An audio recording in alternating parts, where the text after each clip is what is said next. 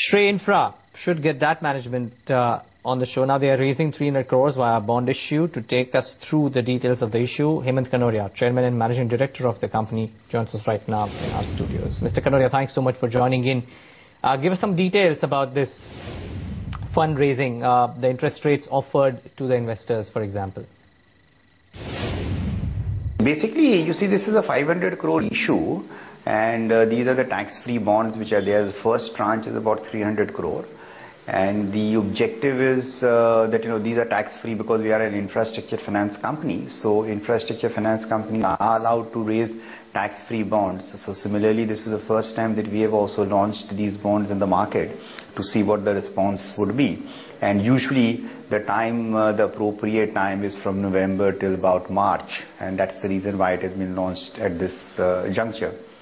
The fundraising exercise for Shrey is a continuous process because we are financing projects in the infrastructure sector. So therefore, raising low cost fund is very important for us to be in a position to on lend to the infrastructure projects.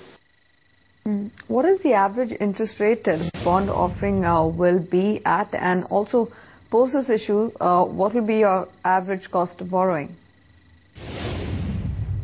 See, average cost of borrowing for Shrey has been about between 10.5% to 11.5% at this juncture because the interest rates have risen last year successively many times, and that is the reason the interest rates, the cost of funds also have gone up. And we hope that if the market stabilize a little bit, then the interest rates should at least plateau, if not come down. So this quarter we don't see the interest rates coming down as such, but we think that it should plateau. So overall, Mr. Kanoria, what's the total fundraising plan for the Jan to March quarter? Because I remember you had earlier mentioned that you would raise around maybe 1,400 crores of total debt. Is that the figure that you're looking at? No, the debt will be much higher than that because, this will be through various instruments. We have been continuously raising through ECBs also. We have been raising through the funding from the banks and various institutions in the domestic market. So the total disbursement that we are looking at is that there should be a growth of about between 25 to 30% compared to last year. And last year our total disbursement was about 14,000 odd crores. So this year about 20-30% increase if we see. So there will be a substantial rise in the disbursements.